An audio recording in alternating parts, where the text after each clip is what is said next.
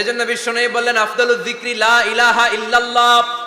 জিকিরের জগতে সবচাইতে শ্রেষ্ঠ জিকির হলো লা ইলাহা ইল্লাল্লাহ। এজন্য সব সময় এই চমৎকার শ্রেষ্ঠতম জিকিরটা দিয়ে জিহ্বাটারে ভিজায় রাখার দরকার আছে না নাই? Every night and every day, every night and every day, never forget to say la ilaha illallah. Never forget to say la ilaha illallah. Never forget to say la ilaha illallah. When you're walking down the street, use your time and repeat and say in every heartbeat la ilaha illallah. And say in every heartbeat la ilaha illallah. And say in every heartbeat la ilaha illallah. সবাই পড়েন, every night and every day, every night and every day, never forget to say la ilaha illallah. Never forget to say la ilaha illallah. সুবহানাল্লাহ পড়েন, every night and every day, প্রতিদিন প্রতি সকালে never forget to say, এটা বলতে ভুলে যেও না যে এই বাণীটা বলতে নিষেধ করা হলো, বাণীটা হলো লা ইলাহা ইল্লাল্লাহ, আফদালুয যিকর, সংগ্রামী বাণী। এই বাণীটারে দিয়ে আমরা এখন ভিক্ষা করি। কথা কোন ভিক্ষার মধ্যে বাণীটা আছে না নাই? এটা কি ভিক্ষার জন্য আল্লাহ পাঠাইছে? এটা এমন সংগ্রামী বাণী, এই বাণীর সামনে সবকিছু মাথা নত করতে বাধ্য। চিল্লায় বলেন ঠিক কিনা? এজন্য আমাদের জিকির যেন হয় শুধু আল্লাহর জন্য। তাহলে বুঝলাম শ্রেষ্ঠতম জিকির হলো লা ইলাহা ইল্লাল্লাহ। আবার বিশ্বনবী বললেন আহাব্বুল কালামি ইলাল্লাহি আরবাআ, আল্লাহর কাছে চারটা কথা সবচাইতে প্রিয়। চিল্লায় বলেন কয়টা? লা ইয়াদুররুকা বিআইয়িহিন্না বাদাতা, কোনটা দিয়ে শুরু করবা এটাতে সমস্যা নেই, আগে পিছে যেমনে মন চায় পড়ো। চারটা কি?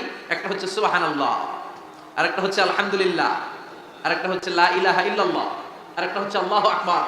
এই চারটার চেয়ে শ্রেষ্ঠ জিকির আর নাই। কথা বলেন, এটা এই চারটার ভিতরে ইল্লাল্লাহ আছে? কথা বলেন। এজন্য জিকিরকে আমরা খণ্ডিত করব না।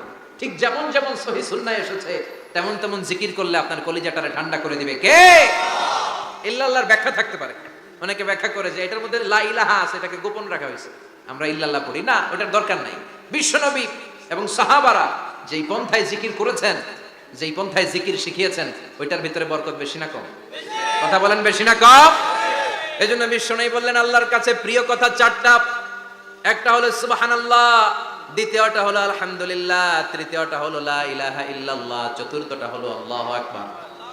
সুবহানাল্লাহ, আমার সাথে সাথে আওয়াজ করে পড়েন সুবহানাল্লাহ, আলহামদুলিল্লাহ, লা ইলাহা ইল্লাল্লাহ, আল্লাহু আকবার, সুবহানাল্লাহ, আলহামদুলিল্লাহ, লা ইলাহা ইল্লাল্লাহ।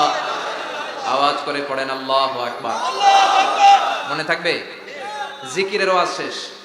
এগুলোর চেয়ে শ্রেষ্ঠ জিকির নাই।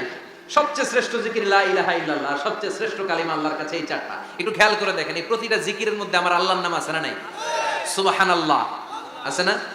আলহামদুলিল্লাহ, লা ইলাহা ইল্লাল্লাহ, আল্লাহু আকবার।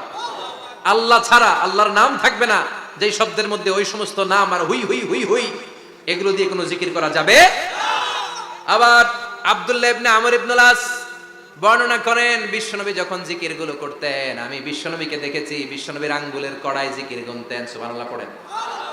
দেখতেছেন আমার হাত দেখা যায়? দেখা যায়, দেখা যায়। রাআইতুন নাবিয়্যা, আব্দুল্লাহ ইবনে আমর ইবনুল আসের বর্ণনা, রাআইতুন নাবিয়্যা ইয়াকিদুত তাসবিহা বিয়ামিনিহি, আমি বিশ্বনবীকে ডান হাতের গিড়ার ভেতরে তাসবিহ গুনতে শুনেছি, তাসবিহ গুনতে দেখেছি। সুবহানাল্লাহ পড়েন। এখন আমরা লম্বা তাসবিহ ছড়া নেই না, এটা জায়েজ, কিন্তু শ্রেষ্ঠ হচ্ছে হাতের গিড়ায় গোনা। এই প্রতিটা গিড়া in the day of judgement আপনার পক্ষে সাক্ষী দিবে। মনে থাকবে? কিভাবে গুনবেন? বা হাতে না ডান হাতে?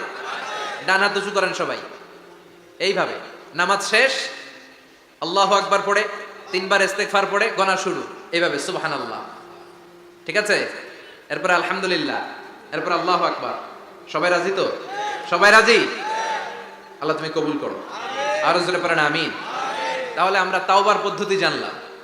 কেন আমরা ইস্তেগফার পড়বো জানলাম, এরপরে জিকিরের খুঁটিনাটি জানলাম, এবার কেমন করে আল্লাহর কাছে দোয়া করবো এটাও জানার দরকার আছে না নাই?